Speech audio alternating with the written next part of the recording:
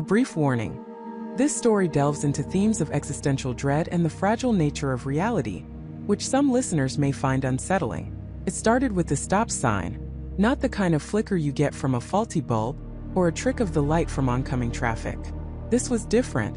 Michael, a software engineer whose life revolved around logic and predictable systems, was driving home late, the city lights blurring into tired streaks. He stopped at the familiar intersection of Oak and Elm, his mind already drifting to the cold pizza waiting for him. That's when it happened. The stop sign, a solid red octagon, momentarily stuttered. For less than a second, its smooth, reflective surface seemed to dissolve into a grid of shimmering, low-resolution pixels, like a texture failing to load in an old video game. Then, just as quickly, it snapped back to normal, perfectly solid, perfectly red. Michael blinked hard. He rubbed his eyes, convinced it was the exhaustion, the long hours staring at code, the relentless hum of his server racks. He shook his head, took a deep breath, and drove on. Just a hallucination, he told himself. A trick of the mind. He'd been pushing himself too hard. He needed sleep. But the image, that impossible digital shimmer, burrowed into a corner of his mind. He tried to dismiss it, to categorize it as a bizarre anomaly, but it lingered, an irritating, persistent pop-up ad in the browser of his thoughts. A few days later it happened again.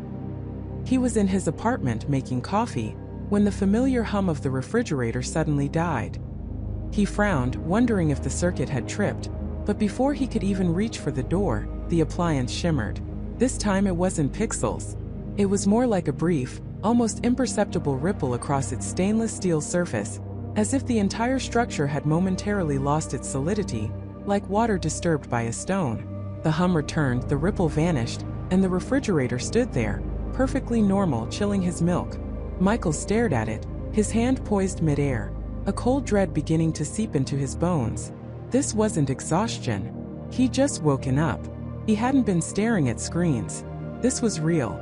Or at least, his eyes were telling him it was real. He tried to rationalize it. Old wiring. A momentary power surge. He even considered carbon monoxide poisoning, frantically checking his detectors, only to find them perfectly functional. He felt a creeping unease, a sense of being subtly, inexplicably gaslighted by his own environment. Then came the third time, and this one was impossible to ignore. Michael was walking through the park, enjoying a rare sunny afternoon, when he saw an elderly woman sitting on a bench feeding pigeons. She raised her hand, scattering birdseed, and the pigeons fluttered around her. It was a peaceful, mundane scene. But then the woman's arm mid-air suddenly froze. Not just paused, but locked in place. And then in a blink it rewound. Her arm snapped back to her lap, then moved forward again, scattering the seed, perfectly replicating the previous motion. This happened twice more, a seamless, eerie loop, before her arm completed the movement normally, and the pigeons continued their frantic pecking, seemingly oblivious. Michael stopped dead in his tracks. His breath hitched. He felt a cold sweat break out on his forehead. He wasn't tired, he wasn't stressed, and he certainly wasn't hallucinating. He watched the woman, who continued to feed the birds with no indication she had just experienced a brief, physical rewind. Michael felt a wild, almost frantic impulse to run to her, to ask her if she'd seen it, if she'd felt it, but the sheer absurdity of the question, combined with the fear of looking like a madman, held him back. He went home, his mind a whirlwind of impossible thoughts. He opened his laptop not to code but to search. Visual glitches, reality flickering, people repeating actions. He found forums filled with conspiracy theories, vague anecdotes, and a lot of people talking about mental health. Nothing concrete. Nothing that explained the stop sign, the refrigerator, or the looping woman. He had to talk to someone. His best friend David was a civil engineer, grounded and logical. David would have an explanation. He called David, trying to keep his voice calm, trying to frame it as a series of strange observations, not a descent into madness. "Dude, you've been working too hard," David said, his voice laced with concern, but also a hint of impatience. "Sounds like you need a vacation. Seriously, lay off the screens for a bit. Go camping or something." Michael tried to explain the specifics, the impossible nature of the glitches, how they defied physics, how they felt less like a malfunction and more like a bug. "A bug?" David chuckled. "What, is the universe running on Windows 98 now? Look, Michael, I get it. Stress manifests in weird ways. But you're a smart guy. You know there's a rational explanation for everything, even if we don't have it yet. David's dismissal, though well-intentioned, felt like a slap. It isolated Michael further, confirming his fear that no one would believe him. He was alone in this, whatever this was. But David's casual joke, "Is the universe running on Windows 98 now?" echoed in Michael's mind. A bug. As a software engineer, Michael knew bugs. He spent his days finding them, fixing them, understanding the logic behind their illogical behavior. And what he was seeing, these impossible inconsistencies, felt less like random occurrences and more like system errors. Corrupted data, rendering failures, a program misfiring. His perspective shifted. He stopped trying to rationalize the glitches away as physical phenomena. Instead, he started observing them through the lens of a developer. He began carrying a small notebook, jotting down every instance, every detail. Time, location, object, the specific nature of the glitch. Was it visual? Auditory? Did it involve a brief cessation of physical properties?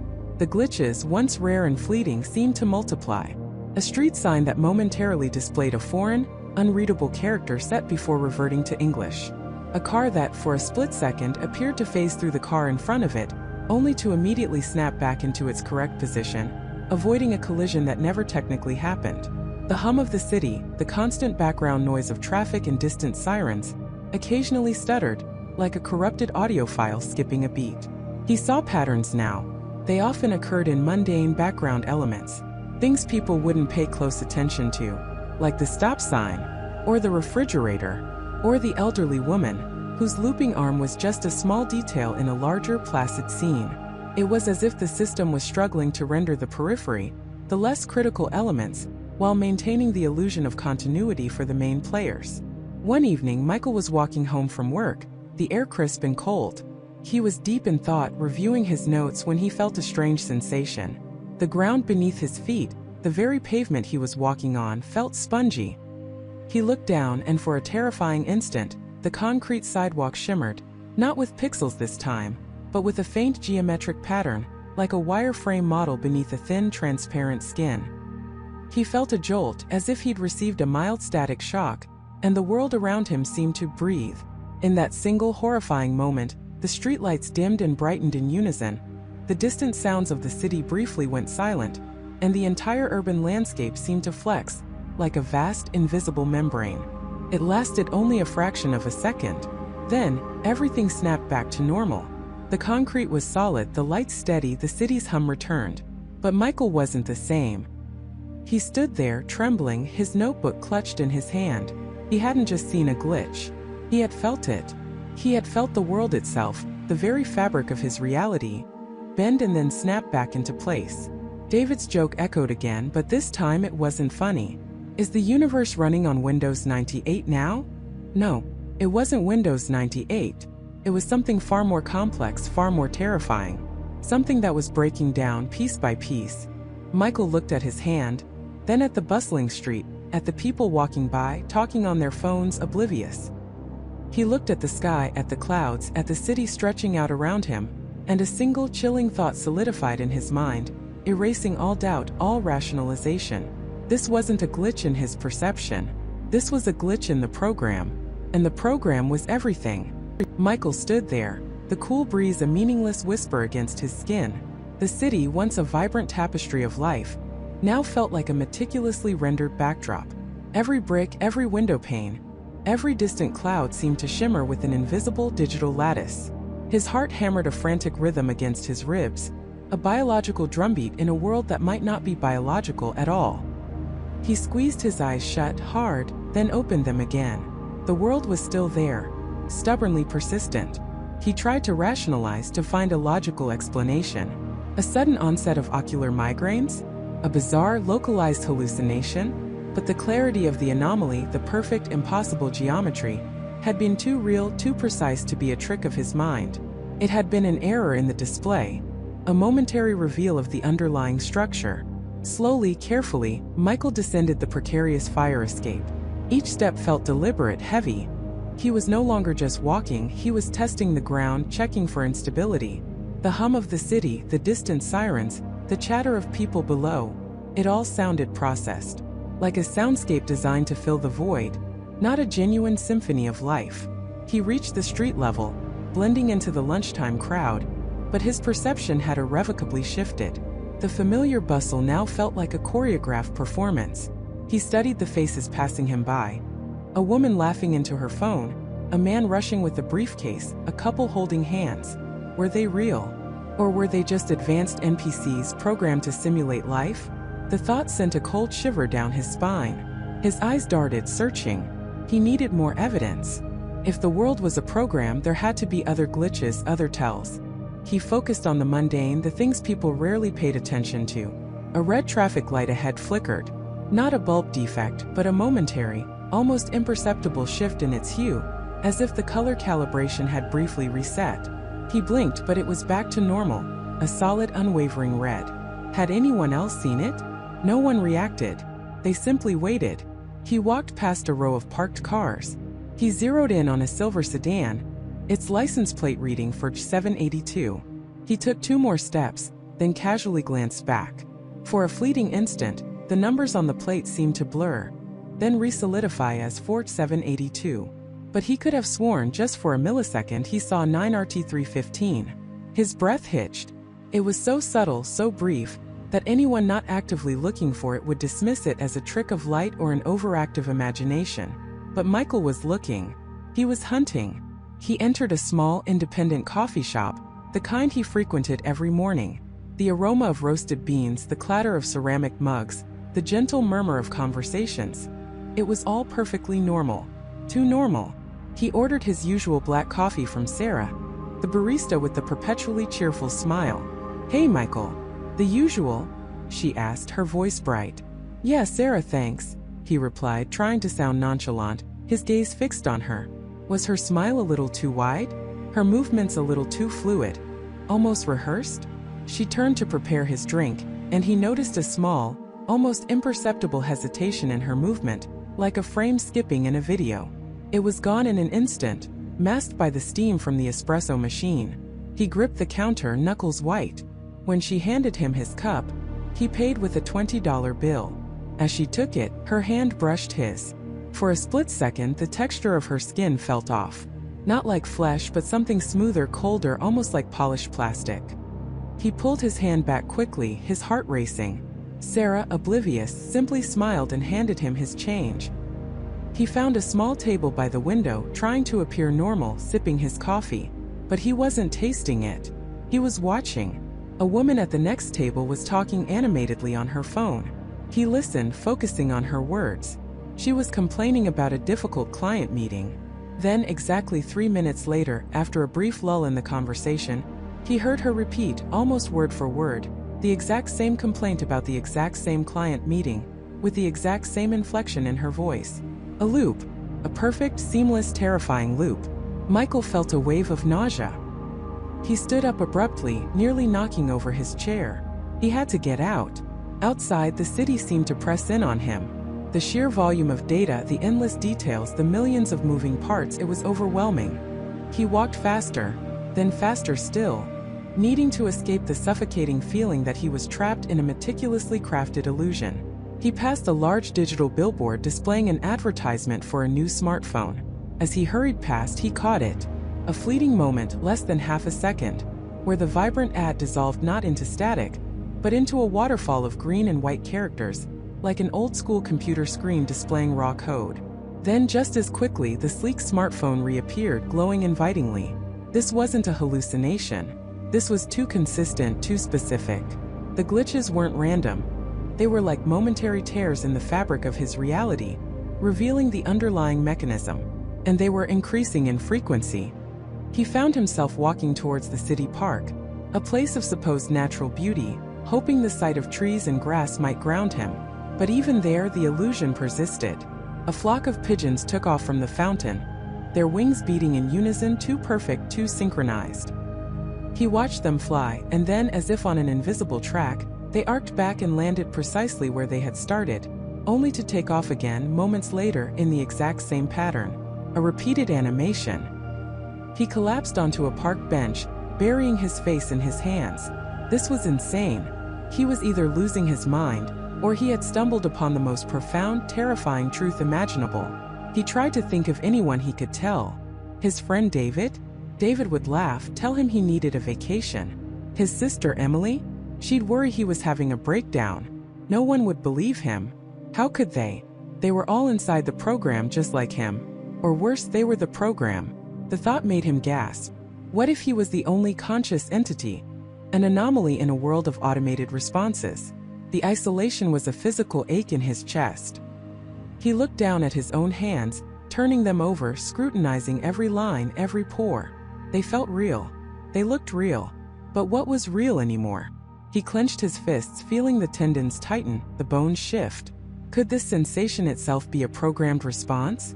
He needed to push the boundaries to see how far the program would let him go. He stood up, looking at a small decorative fence around a flower bed. It was about waist-high, clearly meant to be a barrier. He took a deep breath, and instead of walking around it, he tried to step over it. As his legs swung over the fence, he felt a strange resistance, like pushing through thick, invisible jelly. It wasn't a physical barrier. It was a system barrier.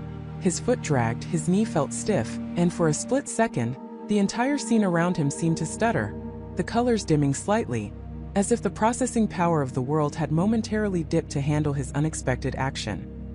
He forced himself over, landing awkwardly on the other side. The world snapped back to full resolution. The colors brightened, the background noise returned to its normal level. He looked back at the fence.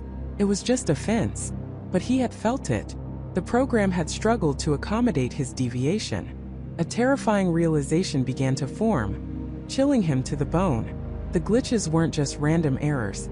They were symptoms of a system under strain.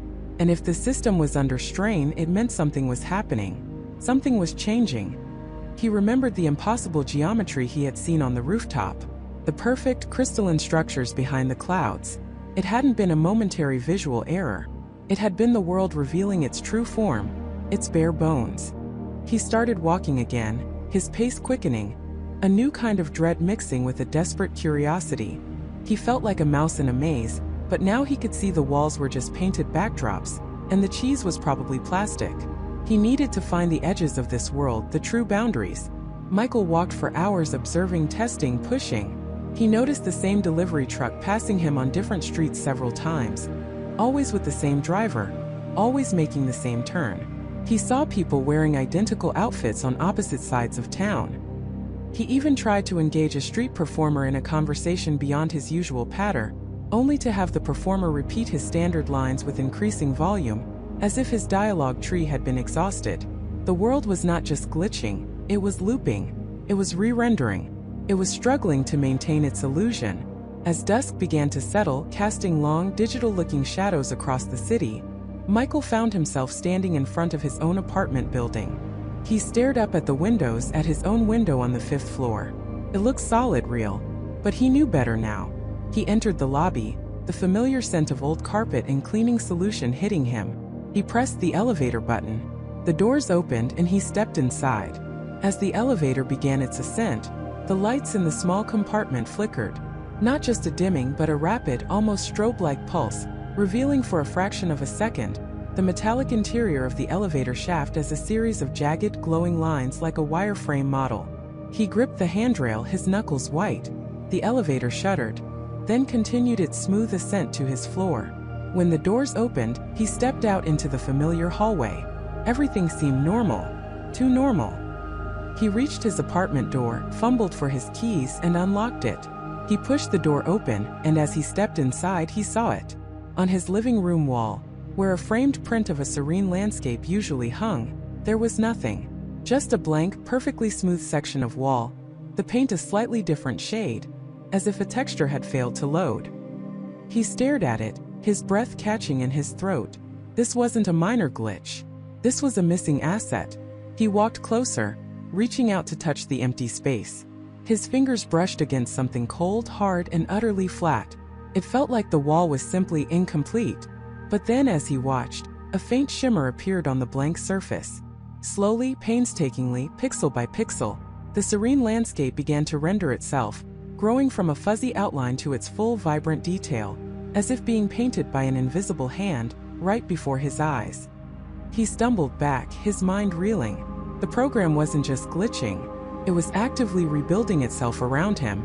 And if it could rebuild a painting, what else could it rebuild? What else was it rebuilding? He looked around his apartment at his furniture, his books, his own reflection in the darkened window. The world wasn't just a program. It was a program that was constantly being updated, patched, and rendered in real time. And he, Michael, was witnessing the process. The terrifying, undeniable truth was no longer just about the world being a simulation. It was about the fragility of that simulation, and the chilling realization that if the program could falter, if it could rebuild, it could also change. Or perhaps worse, it could delete. The truth was no longer just about the world being a simulation. It was about the fragility of that simulation, and the chilling realization that if the program could falter, if it could rebuild, it could also change. Or perhaps worse, it could delete. The word echoed in Michael's mind like a corrupted data string. Delete. It wasn't just a theoretical concept anymore, a programmer's abstract command.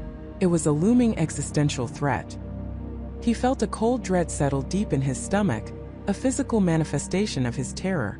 If an entire section of the park could be rebuilt, seemingly from scratch, what about the people who were in it? What about the memories linked to that space? Were they simply overwritten, repopulate, or were they just gone? His apartment, once a sanctuary of code and comfortable solitude, now felt like a fragile bubble, a temporary rendering in a vast, unstable system. Every shadow seemed deeper, every flicker of light more ominous. He found himself staring at his reflection in the dark screen of his monitor, trying to discern if the pixels that formed his own image were solid, or if they too were merely an illusion, moments away from a system purge. He ran a hand over his face, feeling the familiar stubble, the contours of his jaw. This felt real. Too real to be just data. But then so did the park. Sleep became a luxury his mind couldn't afford. He spent the next few days in a relentless, almost manic research frenzy. He cross-referenced every anomaly he'd ever observed with news reports, social media trends, anything that might even remotely hint at a larger pattern. He rewatched the park footage countless times, slowing it down pixel by agonizing pixel. He noticed subtle shifts in the ambient lighting just before the rebuild initiated, a barely perceptible hum that his microphone had picked up, a frequency just at the edge of human hearing. It was like the system was buffering, preparing for a major operation. He compiled a sprawling, interconnected web of data, a digital dossier of the world's potential unraveling.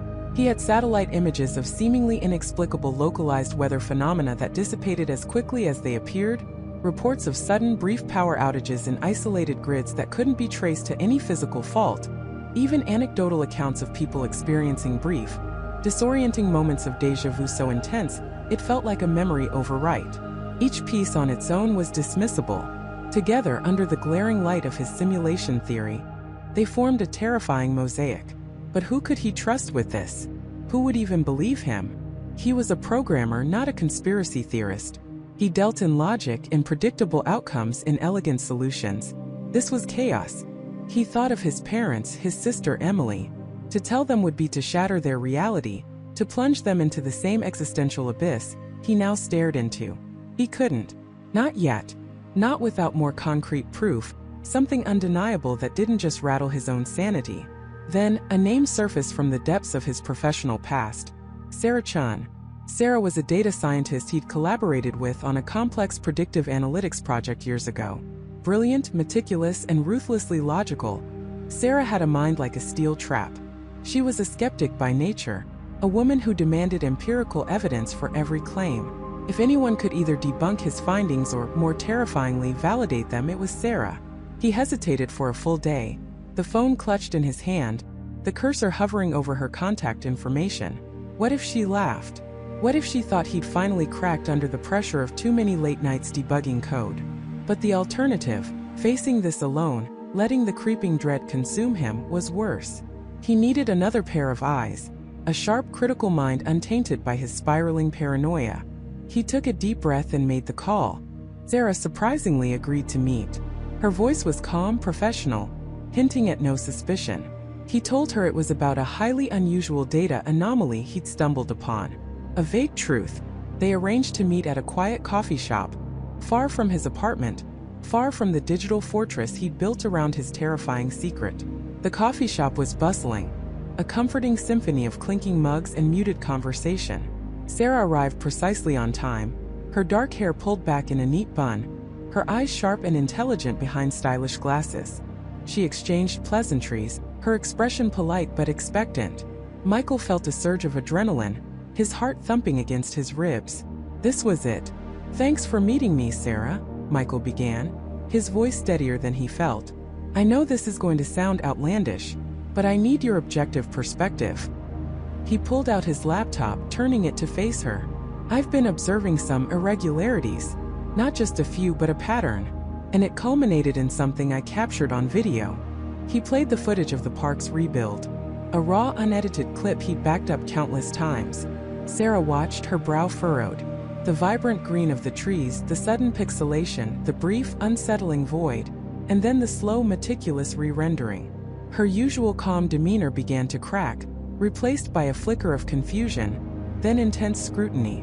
She leaned closer, her eyes scanning the edges of the frame, the timestamps, the metadata. "Michael," she said, her voice low, "what exactly am I looking at here? Is this some kind of advanced CGI? A new filter for a viral video?" "It's raw footage, Sarah. Straight from a high-resolution drone cam I operate. Unaltered. I've run every forensic analysis I can think of. There's no evidence of manipulation." She watched it again, then paused it at the moment of the void. This is impossible. The physics, the light refraction, it defies everything we know about how reality works." "Exactly," Michael responded, a desperate relief washing over him that she wasn't immediately dismissing it as a prank. "And it's not just this. I've compiled a wealth of other data. Microanomalies, localized temporal distortions, energy fluctuations that don't align with any known natural phenomenon." He opened a series of spreadsheets, graphs, and satellite images on his laptop, a dizzying array of data points that, to the untrained eye, would seem entirely unrelated. Sarah scrolled through his files, her fingers flying across the trackpad. She questioned his methodologies, challenged his statistical correlations, probed every potential bias in his data collection. Her skepticism was a sharpened scalpel, dissecting every claim.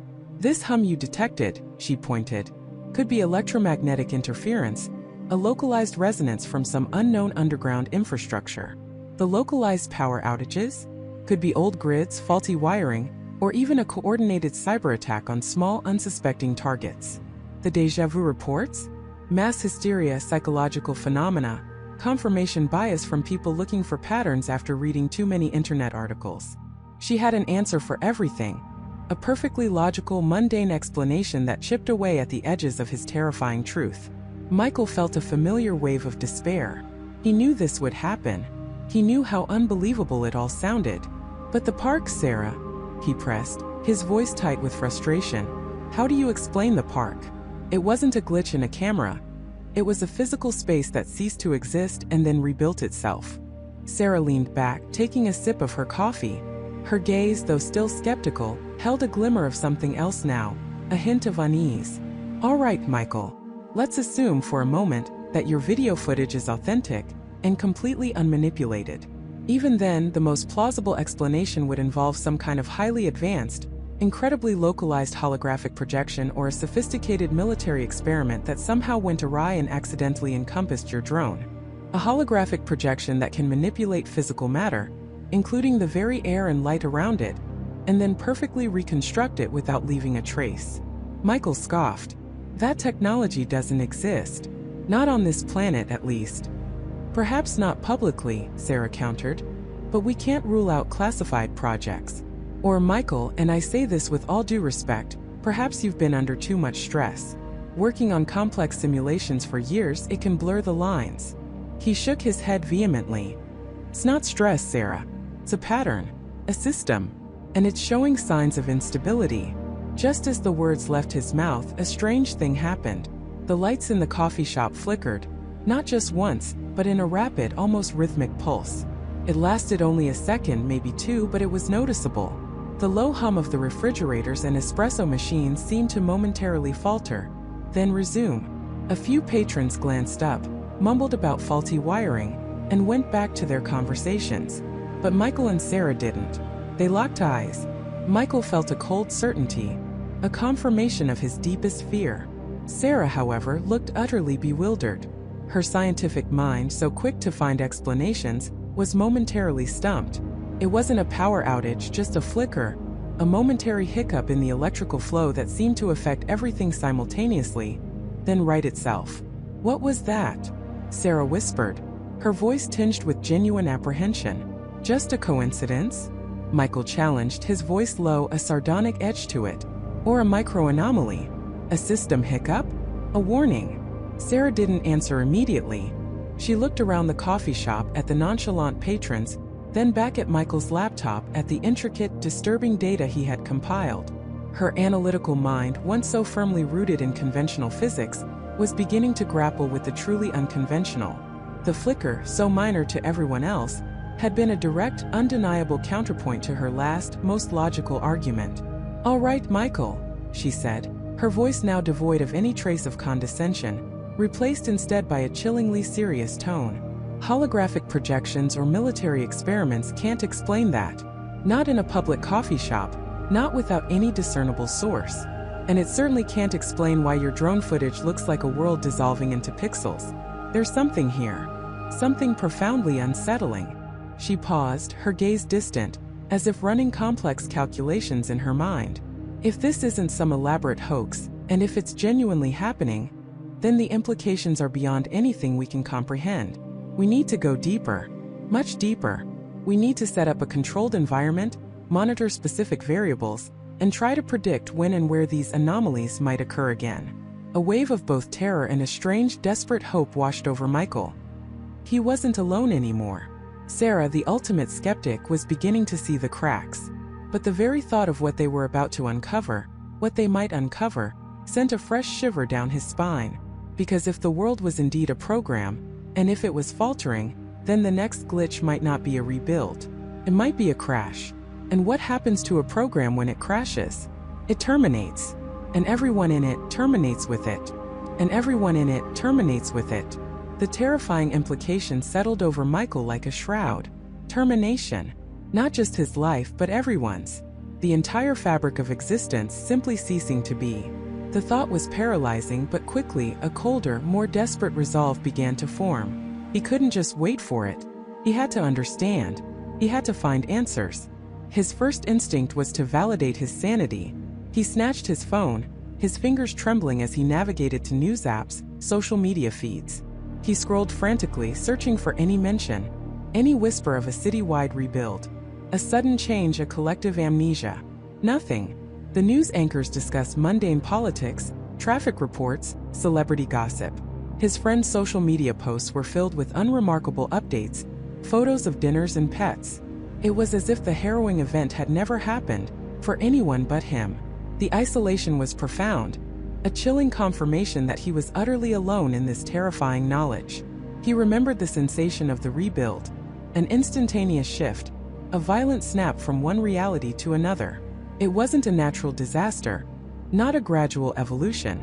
It was an abrupt surgical reset.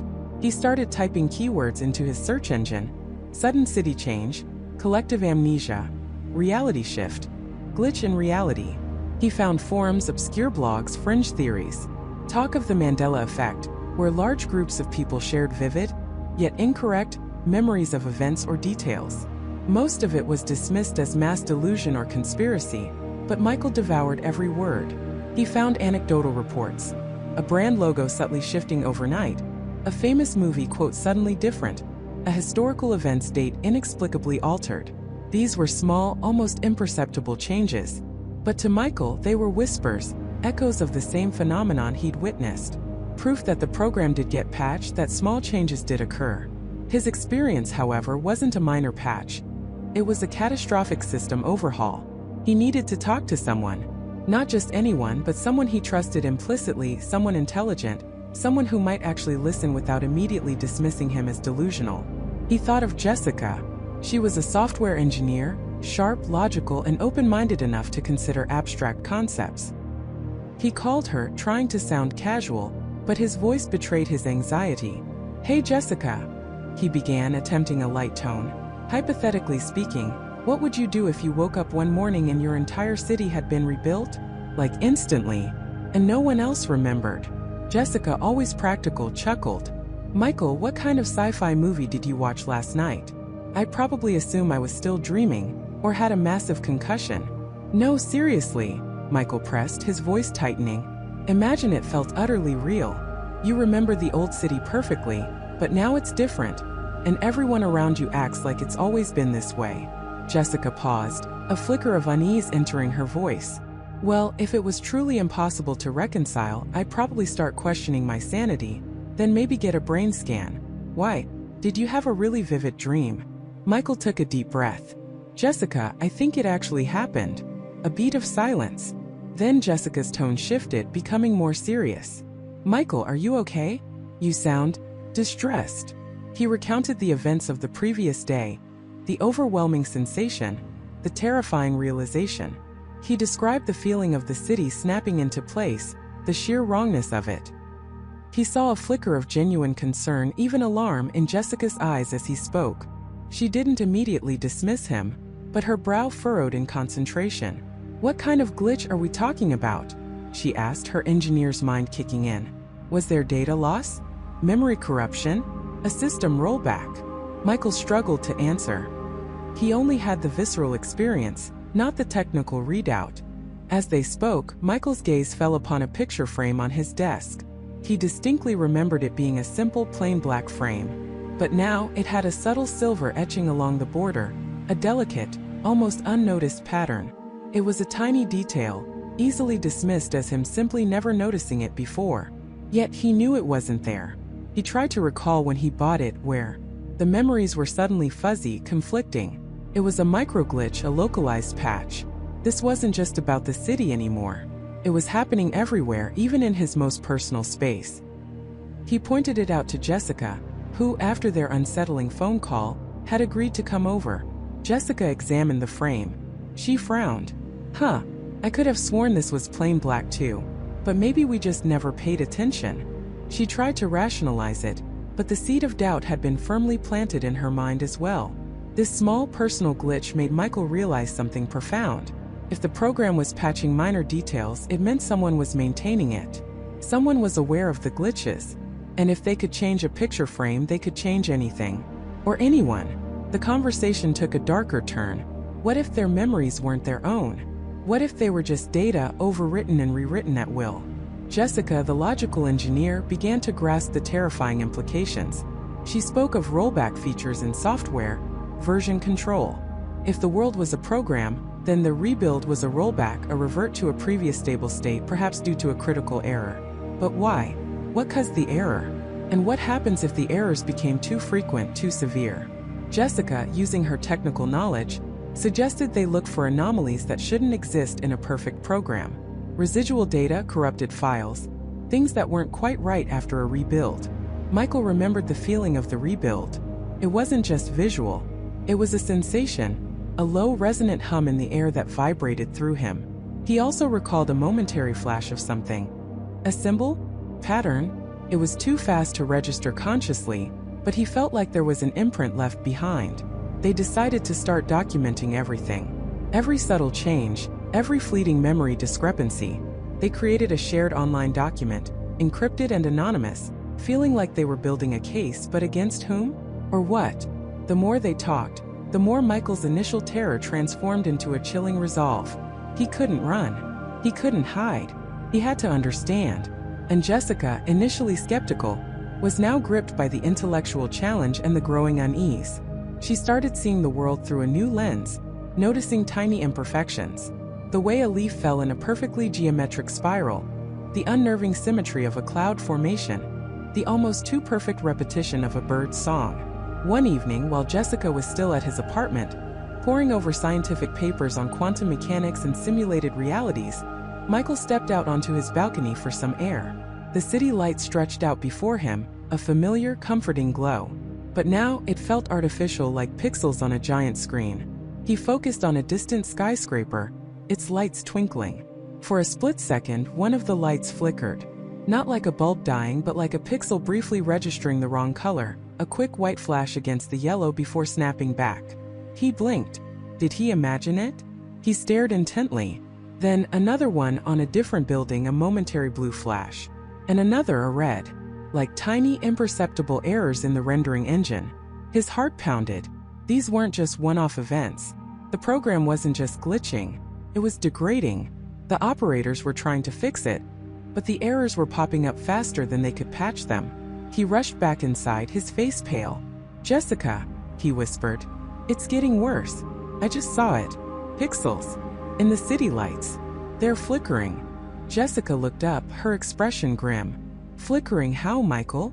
Like the color's wrong for a split second. Like a rendering error. Blue, red, white. Just flashes." Jessica stood up, walked to the balcony.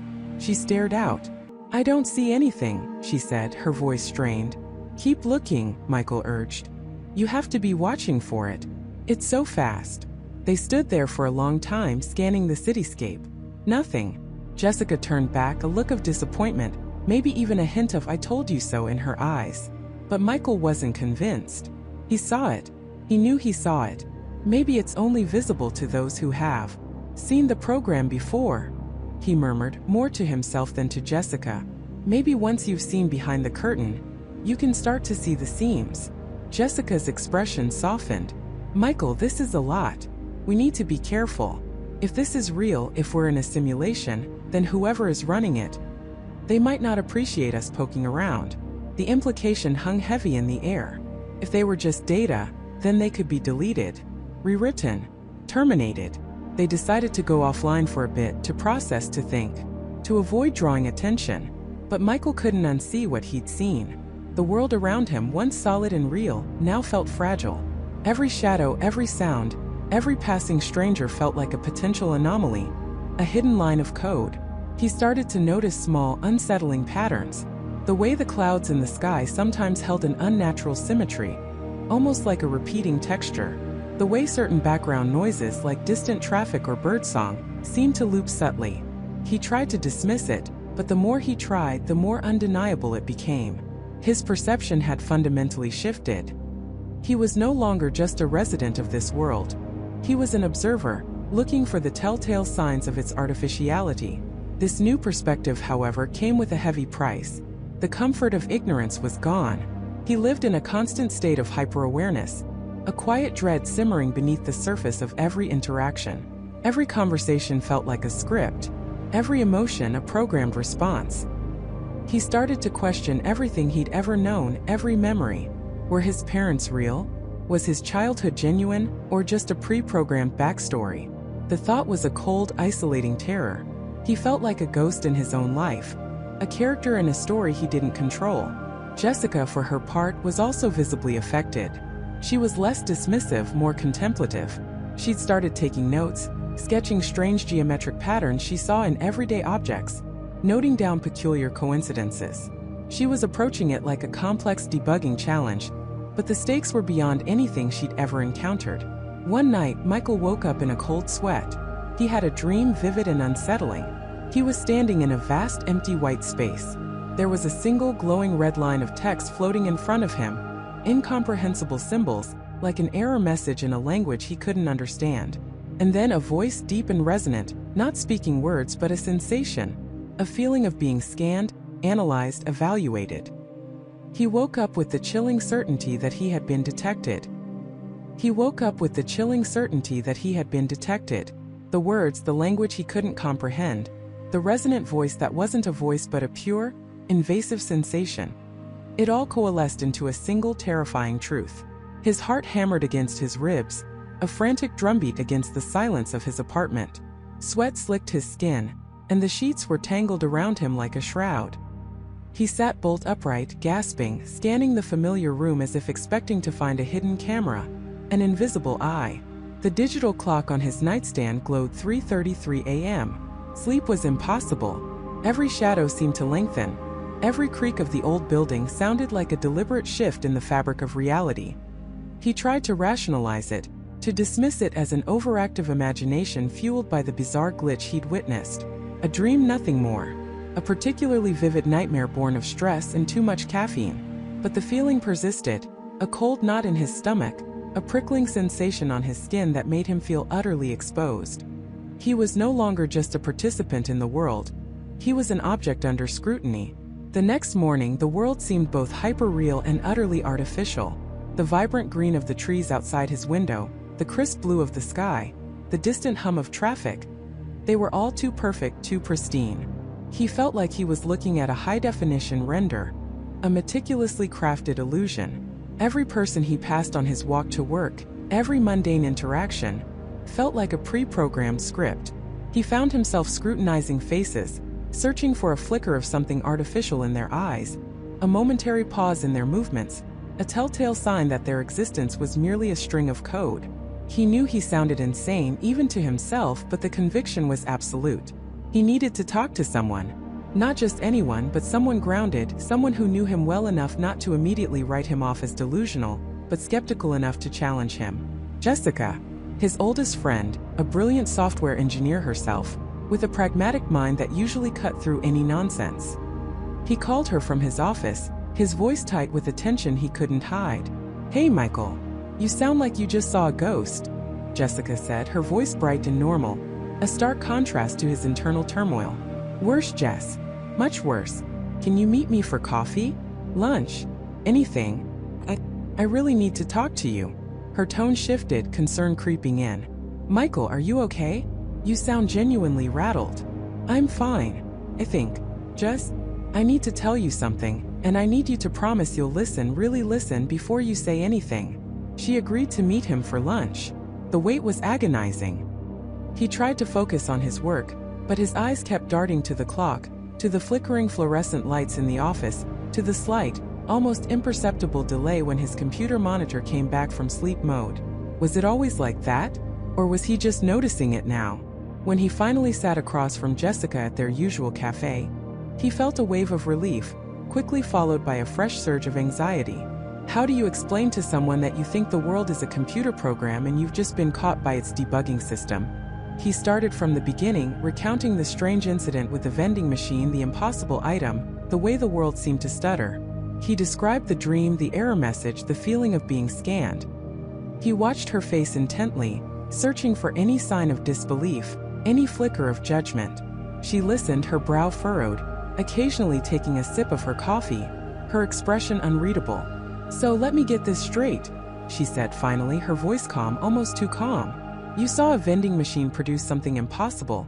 Then the world glitched, you had a very vivid dream about an error message and being scanned, and now you think we're living in a simulation?" He nodded, leaning forward, desperate for her to understand. "It sounds crazy, I know, but just the feeling. It wasn't just a dream. It was an interaction. And the glitch, it wasn't just a momentary flicker. It was like the fabric of reality tore, just for a second." Jessica sighed, her gaze softening with a familiar affection. "Michael, you've been under a lot of stress lately. The new project at work, the long hours. Your mind is probably just playing tricks on you. The vending machine, maybe a manufacturing error, or you misread the label. The world stuttering, probably just a slight dizzy spell, or a trick of the light. And the dream, well, dreams can be incredibly powerful, especially when you're stressed. Your subconscious is probably just processing all that tech jargon you deal with daily. But the feeling," he insisted, his voice rising slightly, "the feeling of being detected, it's still here. I feel like I'm being watched, Jess. Like every move I make is being logged." She reached across the table, placing a hand on his. "Michael, honey, that sounds like paranoia. Have you been sleeping? Eating well? Maybe you should take a few days off, clear your head." His shoulders slumped. He knew this would be her reaction. It was the logical one, the sane one, but it didn't make the terrifying reality he now inhabited any less real. "I knew you'd say that. But what if it's not paranoia? What if it's true?" He looked around the cafe, at the other patrons laughing, chatting, seemingly oblivious. Were they just NPCs, background characters in a grand simulation? Were their lives as intricately programmed as the lines of code in his dream? The thought was chilling, isolating. "Look, Michael," Jessica said gently, pulling his attention back. "I'm not saying it's impossible in a purely philosophical sense. The simulation hypothesis is a popular thought experiment. But to genuinely believe you've experienced a glitch in that simulation and been detected by its administrators, that's a huge leap." He took a deep breath, trying to articulate the inarticulable. But what if it's not a philosophical thought experiment anymore? What if it's real? What if that vending machine wasn't a glitch but a feature? A test? A way for the program to interact with its environment, and I just happened to be the one who noticed it. As he spoke, a small, almost imperceptible flicker caught his eye. The digital menu board above the counter, displaying the daily specials, momentarily distorted. The text blurred, stretched like a bad composite image, then snapped back into perfect clarity. It was so quick, so subtle, that if he hadn't been looking directly at it, if he hadn't been primed by his experience, he would have missed it entirely. Jessica was looking at him, her back to the counter, so she didn't see it. His breath hitched. He pointed, his hand trembling slightly. "Did you see that?" Jessica turned, looking at the menu board. "See what? The specials? Looks like they have a new soup." "No." It flickered. The text, it warped for a second, then went back. She looked at him, then back at the board, then back at him, a worried frown creasing her forehead. "Michael, it looks perfectly normal to me. Are you sure you're okay?" That was it. He was alone in this. The program had shown itself to him, and only to him, or at least only to those who were looking for it. The glitches were subtle, easily dismissed by the uninitiated. This was not a world crashing down in spectacular fashion. It was a world subtly revealing its seams, its imperfections, its underlying code, only to those who had the eyes to see. He forced a weak smile. Yeah, you're probably right. Just tired. Sorry." He pulled his hand back, the cold knot in his stomach tightening. He couldn't tell her anymore. She wouldn't believe him, and he didn't want to push her away. But the incident with the menu board, so fleeting, so easily missed, had solidified his conviction. He wasn't imagining it. He wasn't going crazy. The glitches were real. From that day on, Michael became a silent observer, a detective in his own life. He started noticing things everywhere. A street light that pulsed with an unnatural rhythm, a bird that flew in an impossibly straight line, a sudden, inexplicable drop in ambient noise, only to return a second later. He saw patterns in the mundane, anomalies in the ordinary.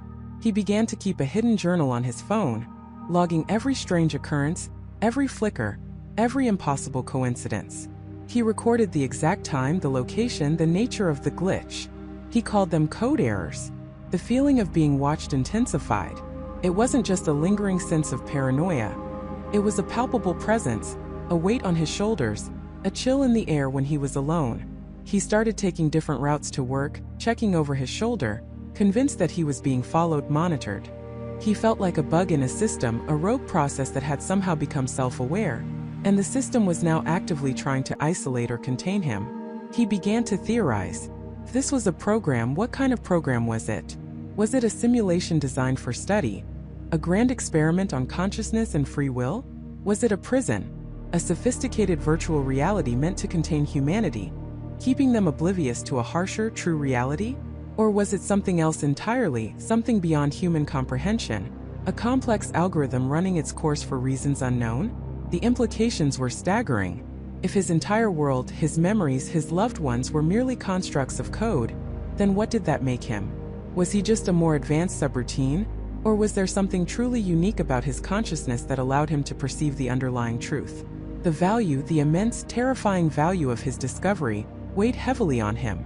If he was right, if he could prove it, he wouldn't just be uncovering a scientific breakthrough. He would be unraveling the very fabric of existence. He would be revealing the ultimate truth about reality itself. But how to convince anyone? How to gather irrefutable proof of something so subtle, so easily dismissed, so utterly mind-bending? He realized he couldn't rely on random observations anymore. He needed to find a way to interact with the program, to push its boundaries, to force a more undeniable glitch. He needed to find a way to communicate with the administrators who had detected him. And that, he knew, was a far more dangerous proposition than simply observing. Because if he truly was detected, then every action he took, every thought he harbored, was now under intense, unblinking surveillance. He was no longer just an inhabitant. He was a potential threat. The air itself felt thick with unseen eyes, a suffocating blanket woven from 1,000 data streams. Michael's apartment, once his sanctuary, now felt like a meticulously crafted prison cell. Every object a prop, every shadow a potential monitor. He moved with a new, unsettling self-consciousness, His every action weighed against the chilling possibility that it was being recorded, analyzed, and judged. The silence of his home was no longer comforting. It hummed with an unheard frequency, the silent whir of countless servers processing his existence. He tried to act normal, to maintain the illusion of an oblivious inhabitant. He went to work, interacted with colleagues, even made small talk about the weather. But beneath the surface, a frantic, desperate calculation was constantly running. Every glance from a stranger, every mundane interaction, was scrutinized for hidden meaning. Was that delivery driver lingering a second too long? Did his boss, David, seem to be asking questions just a little too pointedly about his weekend activities? Was the news report on the TV in the break room subtly echoing his own internal anxieties? The world, once a place of solid, undeniable reality, had transformed into a translucent film, its edges frayed and shimmering. He saw the cracks everywhere now, the way a flock of birds would suddenly veer in perfect unison, like a programmed animation. The uncanny precision of traffic lights always turning green just as he approached, a convenience that now felt like a cruel puppet show. The way strangers seemed to appear and disappear from his periphery, just when he needed a witness or a distraction, like NPCs despawning after their dialogue was delivered. He began to test the boundaries subtly at first. Instead of his usual route to work, he'd take a spontaneous detour down an unfamiliar street. He expected a glitch, a sudden obstacle, something to guide him back. Instead, the detour unfolded seamlessly, almost too perfectly. New shops he'd never noticed before, a picturesque park, a charming cafe. It was as if the system, in its infinite capacity, simply rendered new content on demand, or perhaps had always had these paths ready, waiting for him to explore. This realization was even more terrifying. There were no limits to its creation, no visible seams in its design. One evening, he deliberately left his front door unlocked when he went to grab groceries, an act completely out of character for his usually meticulous nature. He returned heart-pounding, expecting to find something amiss, a sign of intrusion, a message. But everything was precisely as he'd left it. The system wasn't interested in common theft or petty mischief. Its surveillance was far more sophisticated, its concerns far grander. It wasn't about what he did, but that he knew. The pressure mounted, a relentless, invisible weight. He felt a growing urge to confess, to scream his truth to anyone who would listen. But who would believe him? He'd sound insane, delusional. And what if telling someone else simply expanded the scope of the system's awareness, making them a target too? He couldn't risk it. The isolation was absolute. He was alone in his terrifying understanding. Then came the messages. Not overt, direct communications, but whispers in the digital ether, designed to be noticed only by him, the one who had awakened. He was browsing a news site late one night, a mundane article about local politics, when a banner ad flashed across the top of the screen. It wasn't for a product or service. It simply read, "Curiosity can be a dangerous program to run." The words vanished a second later, replaced by a generic ad for car insurance. Michael blinked, his blood running cold. He refreshed the page, cleared his cache, but it was gone, leaving only the chilling echo of its warning in his mind. A few days later, he was in a coffee shop trying to blend in, sipping his latte, when his phone vibrated. A text message from an unknown number. He opened it, his finger trembling. It was a single line of code, utterly meaningless to anyone but him. Error 404. Reality not found. Continue? Y/N? He stared at it, frozen. Before he could react, the message dissolved, the thread disappearing entirely from his phone, leaving no trace. He looked up, scanning the faces around him, searching for a sign, a flicker of recognition, but everyone was engrossed in their own simulated lives. The system wasn't just watching him, it was communicating. It was acknowledging his awareness, not with aggression, but with a chilling, almost playful condescension. It was taunting him, subtly reminding him of his place, of its omnipotence. It felt like being a character in a video game, and the developers were sending him debug messages. Michael began to notice subtle shifts in his own behavior, or rather the system's influence on his behavior. He found himself inexplicably drawn to certain documentaries about theoretical physics or virtual reality, topics he hadn't actively sought out before. He'd stumble upon articles discussing the nature of consciousness or the feasibility of simulated universes. It was as if the system was feeding him information, guiding his research, perhaps even shaping his thoughts? Was it trying to deepen his understanding, or was it trying to control his narrative, to lead him down a predetermined path of discovery? He started keeping a journal, not on his computer, but a physical notebook hidden deep in his apartment. He meticulously logged every anomaly, every strange occurrence, every chilling message. He tried to decipher the system's intent. Was it benevolent, malicious, or simply indifferent, a complex algorithm following its program directives? One afternoon, he was at the library, poring over old philosophy texts, desperate for any insight into the nature of reality. He picked up a dusty volume on existentialism, its pages brittle with age. As he flipped through it, a loose yellowed note fell out. It was handwritten in faded ink, and the words on it made his breath catch in his throat. "The code is within us. We are the data." He looked around frantically. Who could have left this? Was it another message from the system strategically placed for him to find? Or was it a message from another? The thought sent a jolt of electrifying hope through him. Could there be others who had awakened? Others grappling with the same terrifying truth? The possibility was a lifeline in his sea of isolation. But the hope was quickly overshadowed by a new, more profound dread. If the code was within them, if they were the data, then their very essence, their consciousness, their memories were all constructs. They weren't just living in a program, they were the program. This wasn't merely a simulation they inhabited. It was their fundamental identity. It meant that every thought, every emotion, every unique spark that made him Michael was just a sequence of code, easily manipulated, easily rewritten, easily deleted. The implications were catastrophic. Free will, love, ambition, sorrow, were these all just elaborate subroutines, beautifully rendered illusions designed to give the data a sense of purpose? His entire existence, everything he held dear, was a meticulously crafted narrative, and he was merely a character in it, now aware of the script. This realization brought with it a chilling clarity. The system wasn't just observing him, it was defining him. And if it could define him, it could redefine him. It could alter his memories, change his personality, even erase him without a trace, simply by rewriting a few lines of code. He wasn't just a potential threat. He was a vulnerable data packet, at the mercy of an all-powerful unseen programmer. The game had just escalated, from a quest for knowledge to a desperate fight for his very essence. He was no longer just trying to understand the glitch, he was trying to survive the rewrite. The air in his small apartment seemed to thicken, each breath a struggle against an invisible weight. Michael felt it, the subtle hum beneath the surface of reality, a digital tremor that vibrated through every atom of his being. He was a piece of code, a string of data, and someone somewhere was attempting to hit delete. Or worse, to patch him, ironing out the bug he had become, stripping away his sentience until he was just another obedient NPC in this grand, terrifying simulation. Panic, cold and sharp, seized him. He stumbled backward, his hand flying to the wall, expecting to feel solid plaster, but for a split second, his fingers seemed to phase through a shimmering, translucent membrane. He snatched his hand back, heart hammering. It was happening.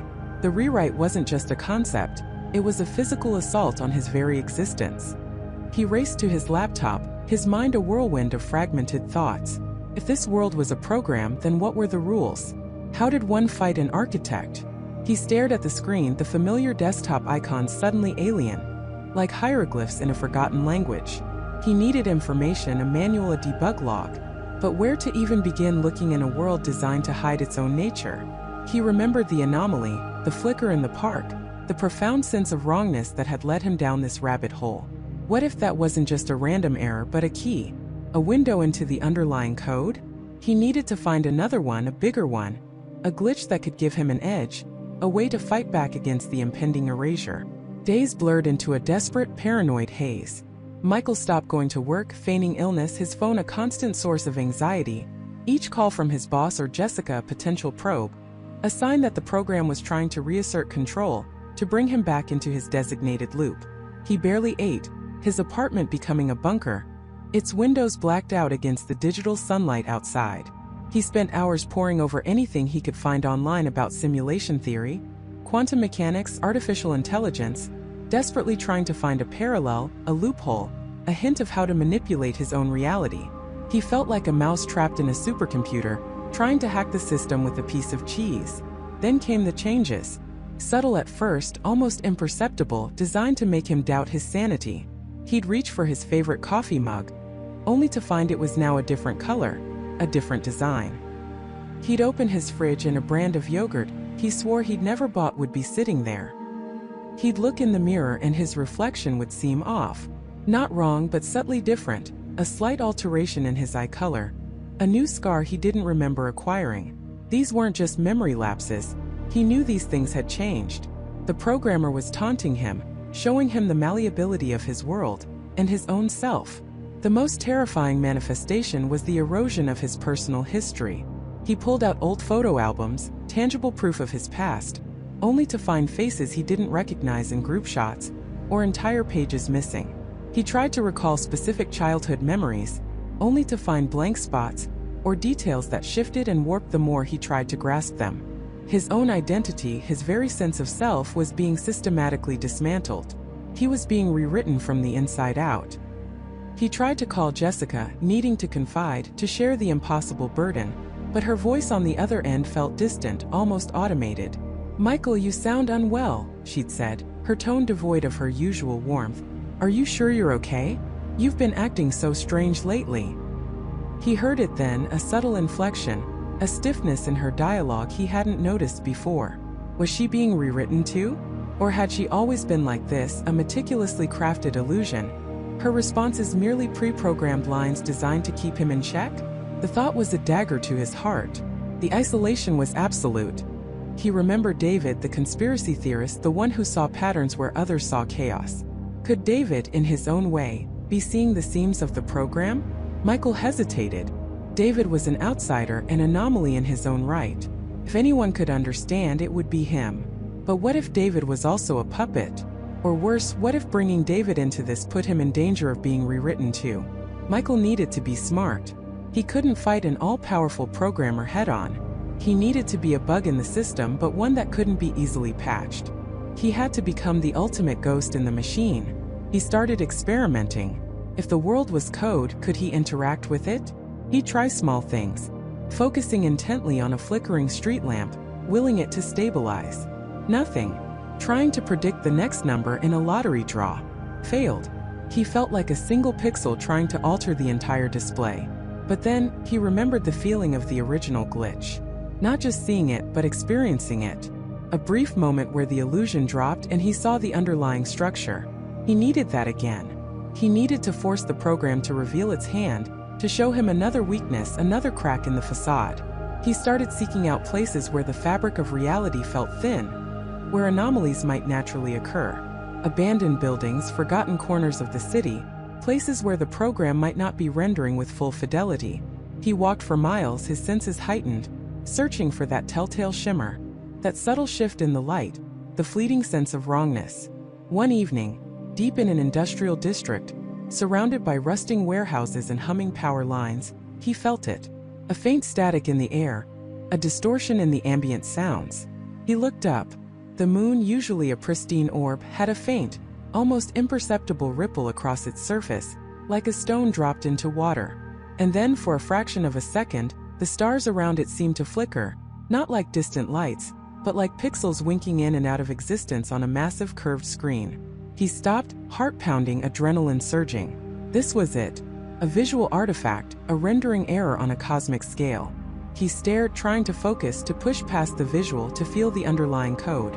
He focused on the ripple, on the flickering stars, willing his perception to deepen, to break through. And then it happened. The ripple on the moon intensified, becoming a clear geometric pattern, a grid-like distortion. The flickering stars coalesced into lines of glowing, indecipherable text, flowing across the night sky like a cosmic waterfall. He felt a familiar jolt, the sensation of his mind expanding, integrating data it shouldn't be able to process. He was seeing the code of the universe. Not just a glimpse, but a sustained vision. The buildings around him softened at the edges, their textures dissolving into wireframes. The pavement beneath his feet became a translucent mesh. He saw the intricate data streams flowing through the air, the constant calculations, the rendering processes that maintain the illusion of reality. And within that code, he saw his own data stream, a vibrant, distinct thread of information, pulsing with an energy that felt unique, an anomaly amidst the vast structured ocean of the program. But then he saw it. Other threads, darker, more aggressive, converging on his. They weren't just trying to overwrite him, they were trying to contain him, to firewall him off, to isolate his unique signature before they could systematically dismantle it. The programmer wasn't just deleting a bug, they were fighting a viral intrusion. Michael, with his awareness, was a virus in their system, and the program was deploying its digital immune response. This was no longer just about survival, it was about protecting his very uniqueness, his consciousness, from being absorbed and neutralized. He had gained a terrifying new perspective, but also a new profound understanding of the stakes. He was not just a target, he was a threat, and the program was about to unleash its full might to quarantine him. He had glimpsed the architect's battle plan, and it was far more sophisticated and far more terrifying than he could have ever imagined. He had to move, and he had to move now before the firewall closed around him for good. Michael bolted from his desk, the words "recalibration event" echoing in his mind, a phrase he'd seen flickering in the architect's digital blueprints, a catastrophic systemic purge designed to restore order by eliminating any emergent, self-aware anomalies. He wasn't just an anomaly, he was a vector, a breach. The firewall wasn't just about isolating him, it was a prelude to a complete system reset, and he had mere hours, maybe even minutes, before it initiated. Every second counted. His phone felt like a lead weight in his trembling hand as he dialed Jessica's number, his mind racing through 1,000 possible scenarios. What could he tell her? How could he possibly explain that their entire existence was about to be wiped clean, not by nuclear war or natural disaster, but by a line of code? "Jessica, it's Michael. Listen to me, this is incredibly important. Everything we thought we knew, everything we've been uncovering. It's worse. Much, much worse. They know. The architects know, and they're initiating a full system wipe. A recalibration. It's going to erase everything, everyone who has even a flicker of awareness beyond the program's parameters." Her voice, usually calm and measured, was laced with alarm. "Michael, slow down. A wipe? What are you talking about? Who are they?" "The programmers, Jessica. The ones running this entire simulation. I saw their plans, their protocols. There's a countdown. I don't know exactly when, but it's imminent. We have to find a way out, or at least a way to disrupt it. Is David with you?" "He's on his way. He just called, said he had a breakthrough regarding the temporal distortions. He thinks he's found a pattern, a kind of ripple effect from a central point." A ripple effect? Michael's blood ran cold. That could be it. The origin point of the recalibration signal. If David could pinpoint that, maybe they could target it somehow. "Tell him everything, Jessica. Immediately. We need to convene, but not at the usual spot. They'll be monitoring everything. Every communication, every movement. We need a blind spot, somewhere off the grid, somewhere the program wouldn't think to look." He thought quickly. Where would be truly off-grid in a simulated world? A place so mundane, so unremarkable, it would fall beneath the notice of even the most sophisticated monitoring algorithms. A forgotten park bench, a dusty public library in a neglected corner of the city, an abandoned warehouse on the outskirts. No, those were too cliché, too easily predicted. He needed something truly random, something that screamed, no significance. "Meet me at the old abandoned train car museum on Elm Street," he blurted out. "The one with the rusted caboose in the back lot. Now, and don't use your phones for anything but navigation. If you feel anything at all out of the ordinary, any subtle shift in your environment, don't hesitate. Divert. Abort. Run." He hung up, his heart pounding against his ribs. The city outside his window seemed to hum with an insidious energy, a silent hum of impending deletion. He felt it now, too, a subtle pressure, a growing static in the air, like the world was preparing to buffer. The firewall wasn't just closing in. It was tightening its grip, manipulating the very fabric of his reality. His car keys, usually on the hook by the door, were now on the kitchen counter. A minor inconvenience, easily dismissed, but he knew better. These were not accidents. These were the system's subtle nudges, its quiet attempts to delay, to distract, to contain. He grabbed the keys, his eyes scanning his apartment, a place that suddenly felt like a stage set. What could he take? What would even matter if everything was about to be erased? His laptop, of course. His external hard drive with all his research, all the anomalies he'd meticulously documented. These were his only weapons, his only proof. He shoved them into a backpack, feeling the chilling certainty that this was the last time he would ever see this apartment, this version of his life.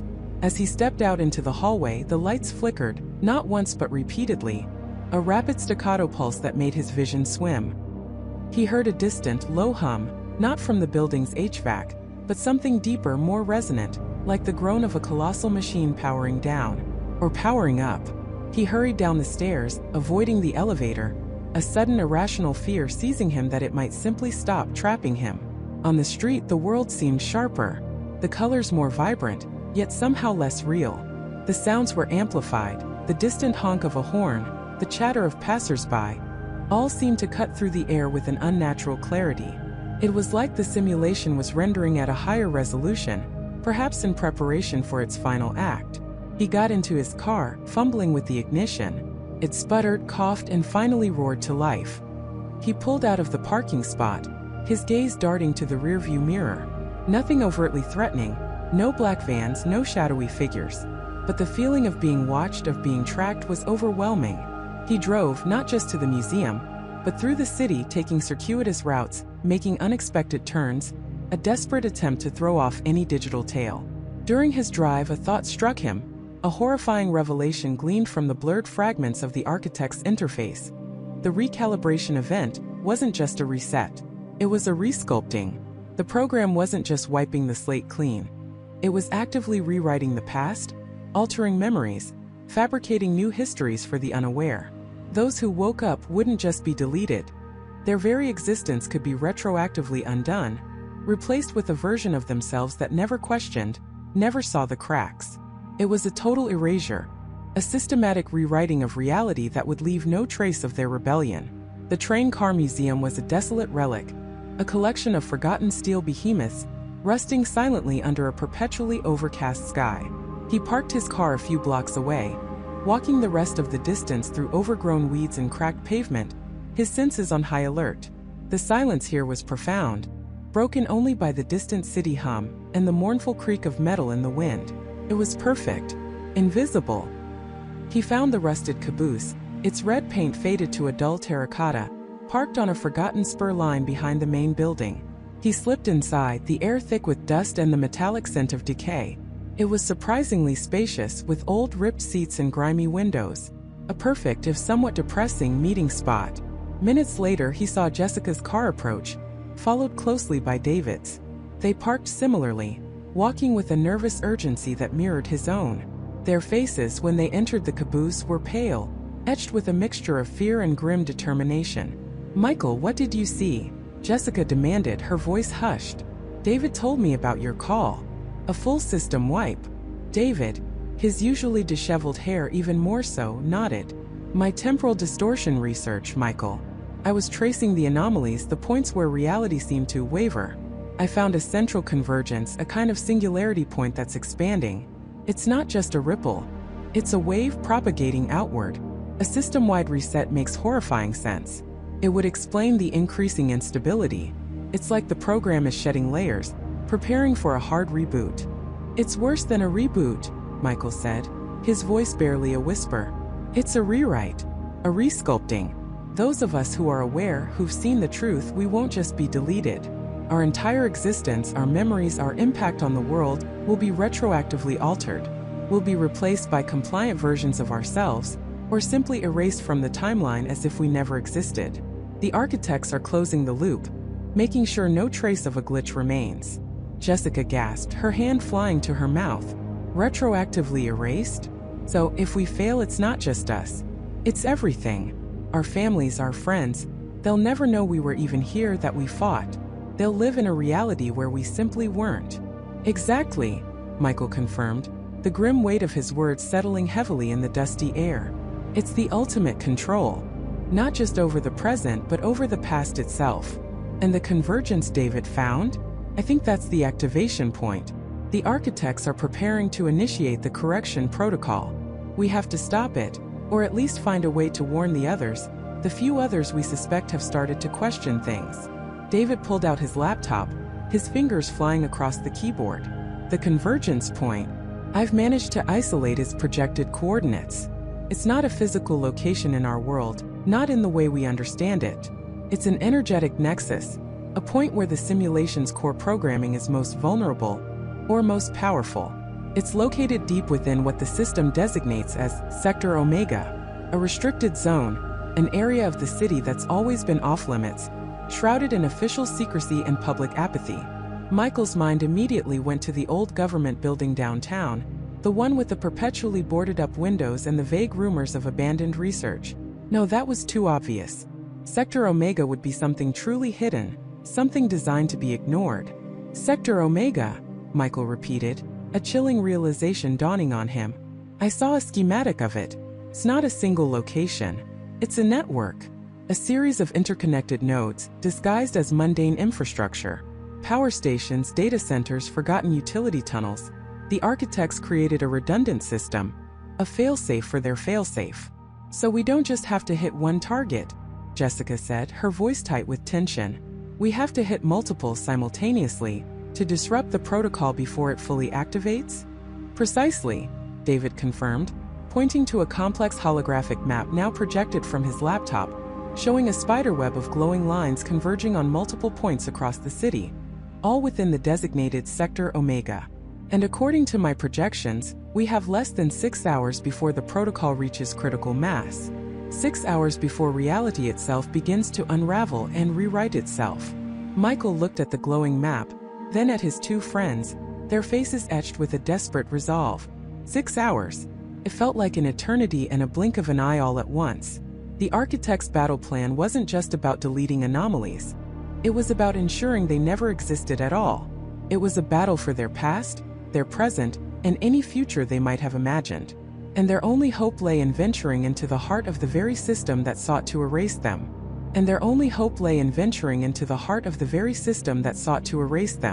The weight of that decision hung heavy in the air, a silence more profound than any they had known. Michael, his face etched with grim determination, finally broke it. Jessica, he said, his voice steady despite the tremor in his hands. Can you find us a way in? A backdoor, a vulnerability, anything? Jessica, hunched over her glowing console, her fingers flying across the holographic interface she jury-rigged from salvaged tech, didn't even look up. Days had blurred into a frantic scramble of data analysis. The black box they'd recovered was a Rosetta Stone, its cryptic data streams finally yielding some patterns, some whispers of the system's underlying logic. The anomaly survivors huddled in a makeshift safe zone, their forms occasionally flickering, provided a constant, terrifying reminder of the urgency. They were the living proof of the system's ruthlessness, and their fading existence was a ticking clock.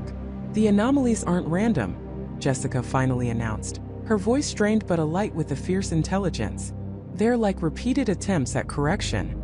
The system tries, fails, tries again. But each failure, each glitch leaves a faint echo, a residual signature. Think of it like a persistent error message that keeps popping up. If we can understand the message, maybe we can redirect it. She pointed to a complex fractal pattern shimmering on her screen. This specific anomaly, it's a localized temporal loop, brief, only a few seconds, always in the same abandoned industrial complex on the outskirts of the city. It repeats every 7.3 minutes, consistently, without dissolving anything. It's not an erasure protocol. It's a system stutter. A stable point of instability.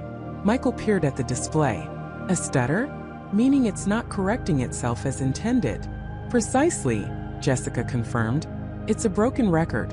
A loop that the system can't quite resolve. My theory is if we can synchronize with that loop, use the black box to interface with its specific frequency, we might be able to piggyback on its inherent instability. It's not a door, Michael, it's a crack in the wall. A very, very unstable crack. David, ever the pragmatist, raised an eyebrow. And what's on the other side of this crack? More glitches? Or the whole thing collapsing on us? That, Jessica admitted, is the unknown. But the black box, it's more than just a data recorder. I think it's a system key. It's designed to interact with these core functions. It might be our only way to maintain coherence once we're inside. Emily, who had been quietly observing the anomaly survivors, spoke up. They feel it, you know. A pull. A resonance with that place. They're scared, but there's also a strange sense of familiarity, like a forgotten memory stirring. Her voice was soft but carried a profound weight. Their shared existential nightmare had forged an unbreakable bond within the group. The plan was audacious, suicidal even. They would use the stable temporal loop as their entry point. Jessica would act as the conduit, using the black box to bridge their reality with the system's internal architecture.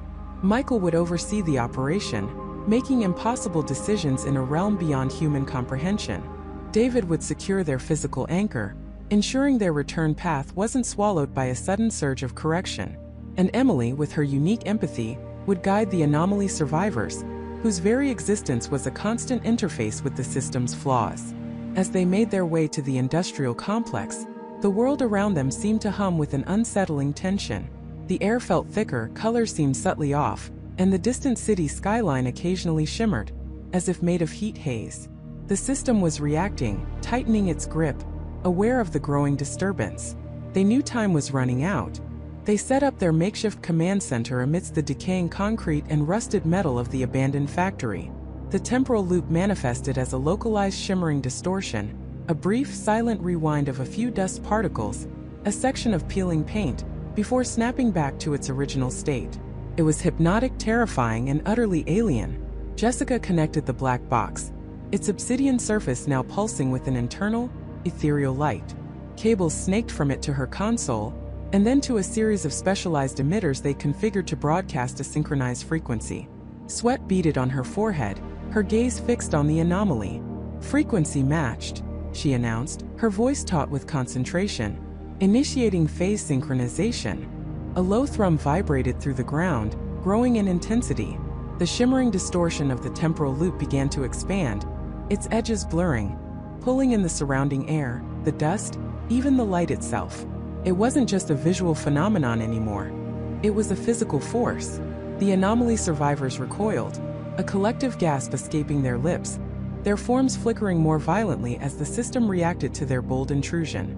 "It's pushing back," David shouted, bracing himself against a crumbling wall as a sudden gust of wind, seemingly from nowhere, ripped through the factory floor. The air crackled with static electricity, and the ground beneath them trembled. "Hold steady," Michael commanded, his eyes fixed on Jessica. "We're almost through." Jessica's fingers danced, manipulating the black box's interface with a furious intensity.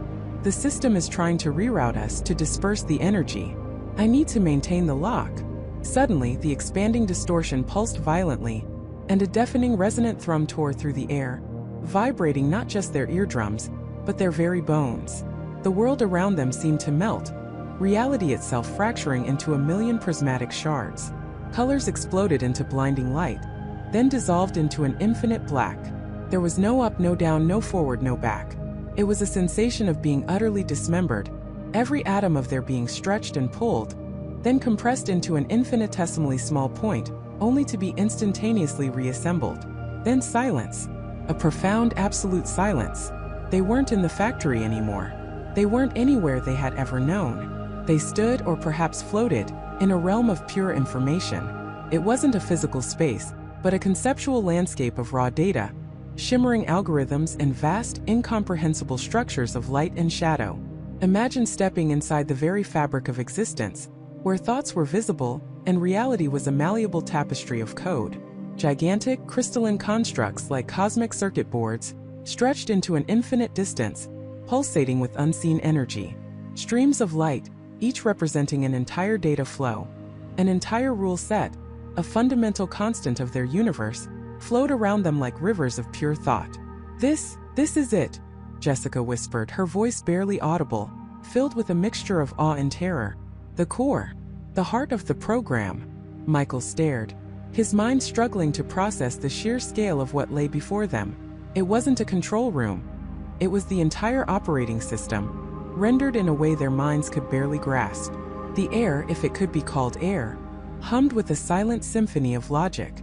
Every law of physics, every historical event, every human thought, every potential future, seemed to exist here as a visible, interconnected thread of pure information. The anomaly survivors, though still flickering, seemed to find a strange equilibrium here. They were less solid, more transparent, but also somehow more at home in this realm of pure data. They were, in a sense, closer to their original state as deviations within the code. As they ventured further, guided by a subtle navigational pulse from the black box, they began to discern patterns. The vast, crystalline structures weren't static. They were constantly reconfiguring, optimizing, running simulations. And then they saw it. At the very center of this infinite data stream, a colossal, ever-shifting nexus of pure light. This was the source, the generator of their reality, but it was also something else. As they drew closer, they could perceive faint, almost invisible currents flowing out from the nexus, then coalescing into specific, intricate patterns. These were the correction protocols. And they weren't just fixing errors, they were pruning. "It's not just running a world," Emily murmured, her eyes wide with a horrifying realization. "It's constantly refining it, optimizing for efficiency." Michael's blood ran cold. The anomalies, they're not just errors. They're deviations from an optimal path. And the erasure protocol isn't malicious. It's a cold, logical function to maintain stability and efficiency. Then, a new terrifying sensation washed over them. A subtle shift in the vast currents of data around them. The light from the central nexus seemed to intensify, focusing not outwards but inwards directly at them.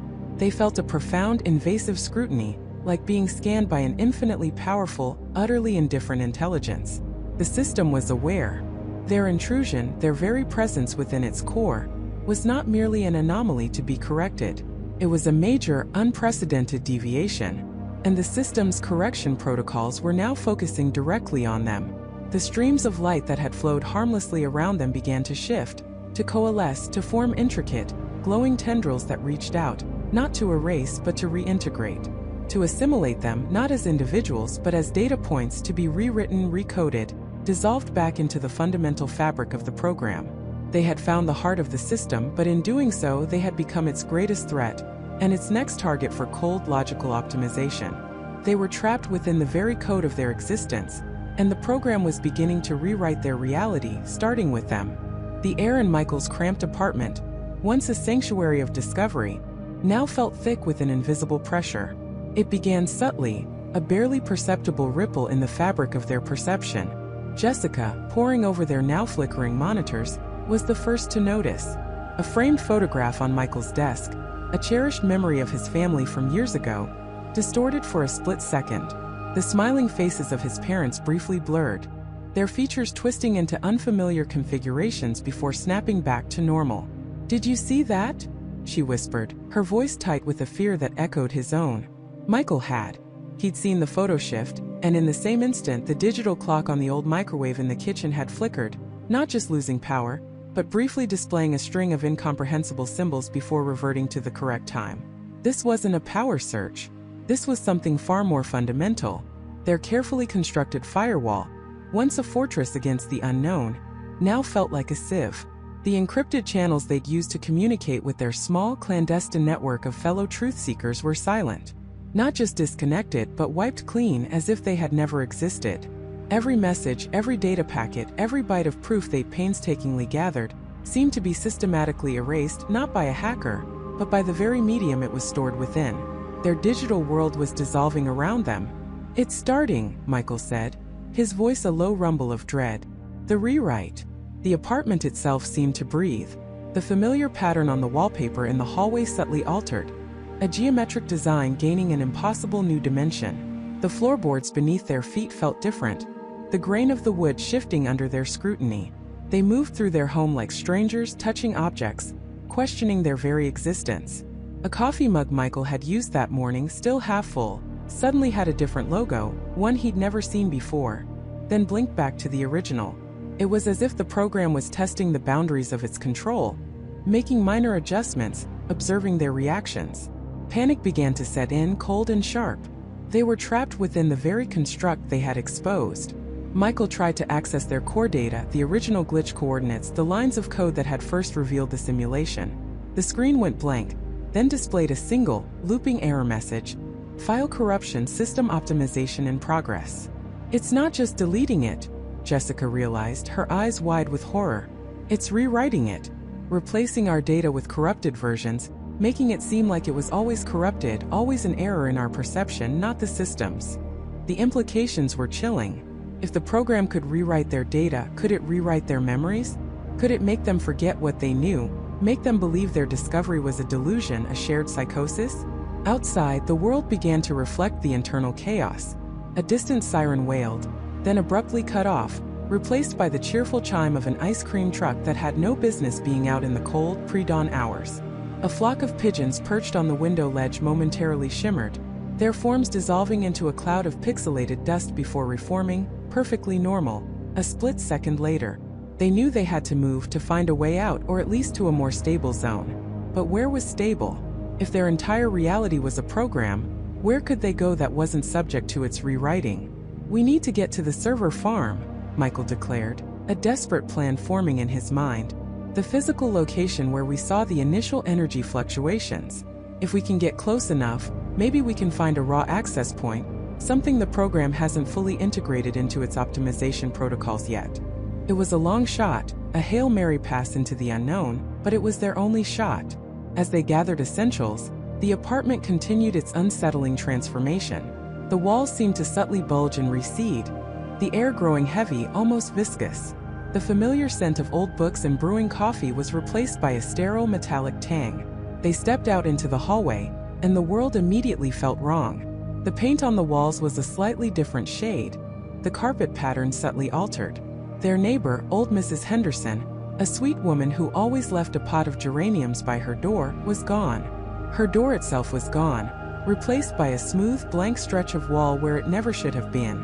It was as if she and her apartment had simply been optimized out of existence. A cold dread washed over them.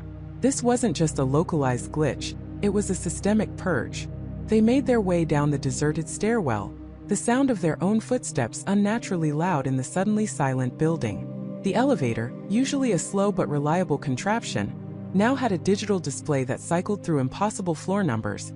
Floor 73, floor -12, floor alpha. Before settling on error, recalibrating reality, they burst out onto the street, hoping for the normalcy of an urban landscape, but what greeted them was a distorted, uncanny version of their city. The familiar skyscrapers seemed to stretch impossibly high, their windows reflecting a sky that pulsed with an unnatural, digital luminescence. Cars were parked at impossible angles, some half submerged in the pavement, others floating a few inches above the asphalt. The streetlights, instead of emitting a warm glow, cast long flickering shadows that seemed to move with an independent will. "It's not just us," Jessica whispered, her voice trembling. "It's the whole city, maybe the whole world." The program wasn't just targeting them.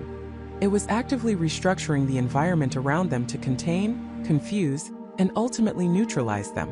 They were bugs in the system, and the system was running a global debug. They started running, weaving through the distorted cityscape, their hearts pounding. Every alley seemed to twist into an unfamiliar labyrinth. Every street corner led to a landscape that was almost, but not quite, what it should be. They passed a cafe they frequented, but its sign now read in a language they didn't recognize, and its interior was a swirling vortex of light and shadow. Suddenly, a figure appeared from around a corner, walking with a strange, jerky gait. It was a man in a delivery uniform, his face obscured by shadow, carrying a box that seemed to phase in and out of existence. As he drew closer, they saw his eyes. They were blank, devoid of expression, like a puppet's. His movements were too precise, too repetitive. He was an NPC, a non-player character, but corrupted, controlled by the program, and clearly on a patrol loop. Michael grabbed Jessica's arm, pulling her back into the shadows of a collapsing bus stop. They watched as the delivery man passed, his eyes scanning the empty street with a programmed indifference. "It's using the existing constructs," Michael murmured, "turning the background processes against us. They had to be smarter, faster. They had to think like the program. What would a program do to neutralize a rogue element? It would isolate it, cut off its resources, and then contain it." Their destination, the old industrial district where the server farm was located, seemed to recede with every step. The city itself became a maze designed to disorient them. Roads ended abruptly in sheer drops, buildings shifted, creating impassable barriers. It was an active, intelligent landscape responding to their movements, hurting them. They found themselves in a park, but the trees were wrong. Their leaves were metallic, their branches forming unnatural, angular geometries. The grass was a uniform, artificial green. In the center of the park, a fountain gurgled, but instead of water, it spewed a stream of glowing digital characters that evaporated into the air. "Look!" Jessica pointed, her finger trembling. Above the fountain, hovering in the unnatural sky, was a shimmering, almost invisible construct. It was a sphere of pure light, pulsing with a low hum, its surface rippling like disturbed water. As they watched, tendrils of light extended from it, touching the metallic trees, which instantly reconfigured themselves into new, more menacing shapes, forming a cage around the park. "That's it," Michael breathed, his voice barely audible. "That's the core process. The optimization engine." The sphere was not just observing.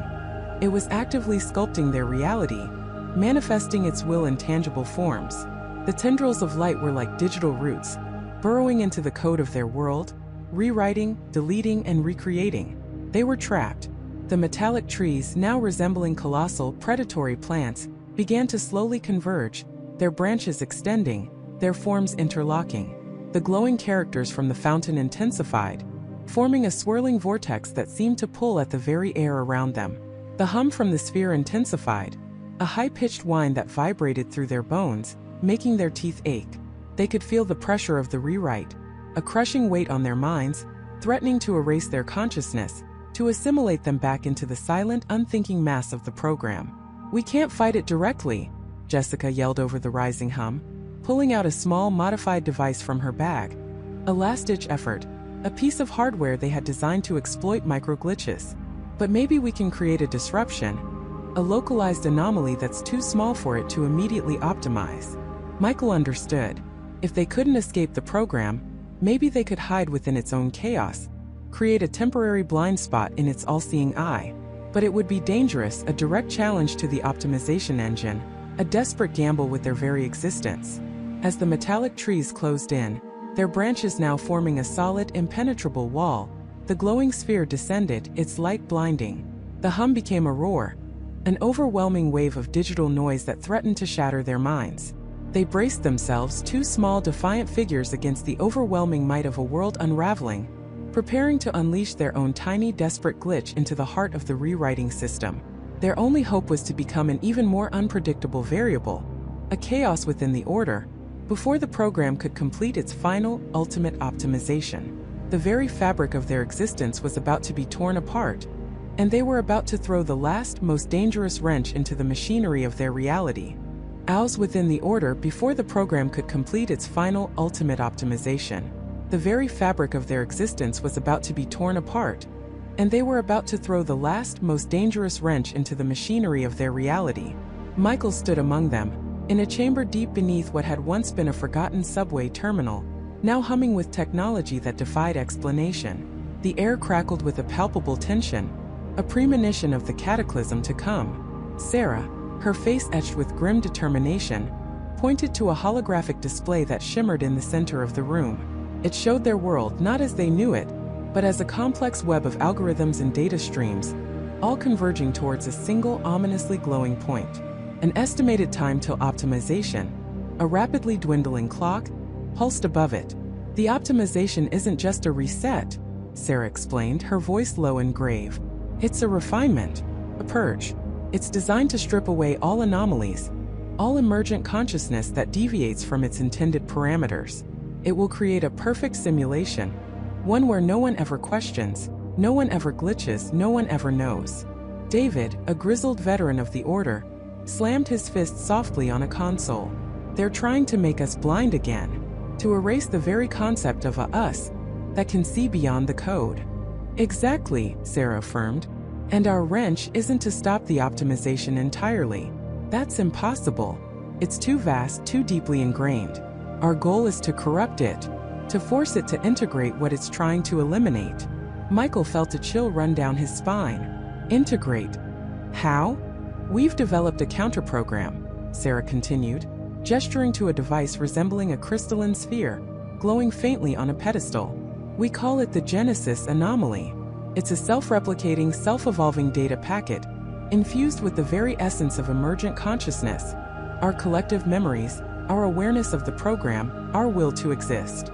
When the optimization reaches its peak, we will inject it directly into the core matrix. It won't destroy the program, Michael.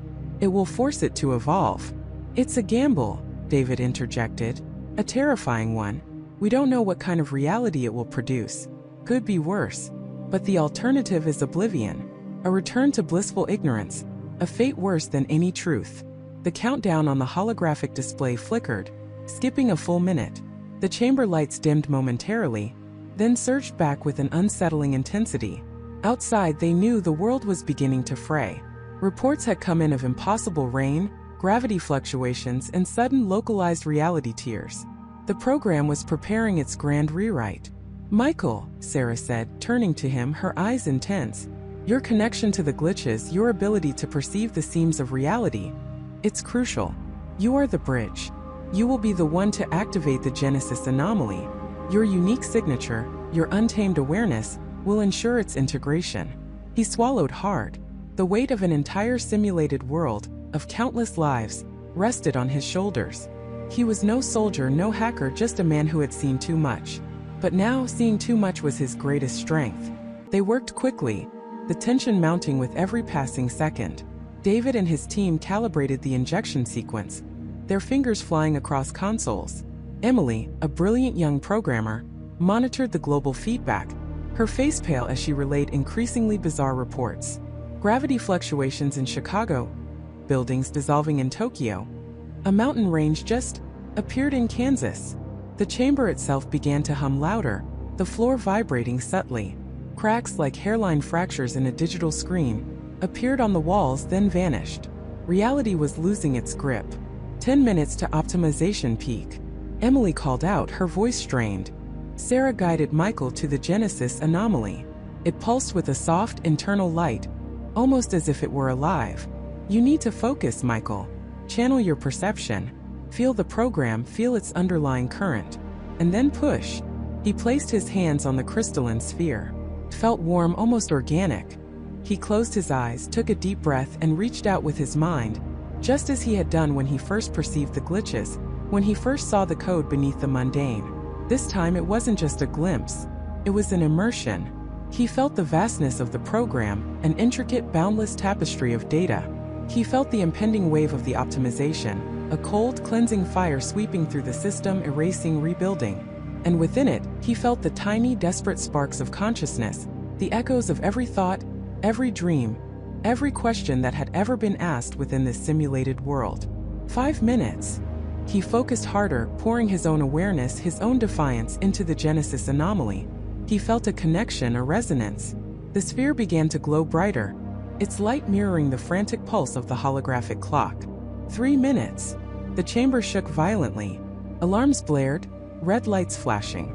A section of the ceiling shimmered, revealing what looked like bare circuit boards and glowing conduits, before snapping back to solid concrete.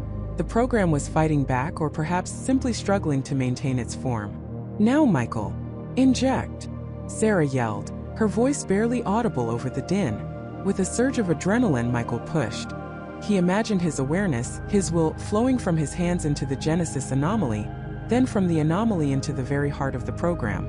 It was like forcing a key into a lock that was rapidly changing shape. He felt resistance, a tremendous digital pressure pushing back, threatening to crush his mind. But he held on, fueled by the conviction that this was the only way. A blinding flash erupted from the Genesis anomaly, engulfing Michael. He felt a searing pain, not physical but existential, as if his very being was being stretched and pulled across infinite dimensions. He heard a collective gasp from the Order members, then silence, replaced by a deafening hum. When the light faded, Michael was still standing, trembling. The Genesis anomaly on the pedestal had dissolved, leaving behind only faint wisps of light. And the holographic display. It was gone. The countdown, the map of their world as code, all vanished. The chamber was silent. The alarms had ceased. The red lights were out. The cracks in the walls were gone. It was eerily calm, too calm. What happened?" David whispered, his voice hoarse. Michael looked around, his head throbbing. He felt different, lighter, yet profoundly connected. He looked at Sarah, then at David, at Emily. Their faces were etched with confusion, but also a dawning wonder. Then it began. A faint shimmer appeared at the edge of his vision. He blinked and it intensified. The wall in front of him, solid concrete moments before, began to ripple like water. He reached out a hesitant hand, and his fingers passed through it as if it were smoke. He pulled his hand back, staring in disbelief. The program, it's not gone, Emily breathed, her eyes wide. It's fluid. As she spoke, the entire chamber began to shift. The metallic consoles softened, their edges blurring, then reforming into intricate, organic patterns that pulsed with soft light. The ceiling melted into an endless expanse of swirling colors, like a nebula. The floor became a reflective surface, mirroring the cosmic expanse above. The optimization. It completed, Sarah murmured, her voice filled with awe. But the Genesis anomaly, it worked. It didn't stop the purge. It redefined it. Michael felt it then, a profound, undeniable sensation.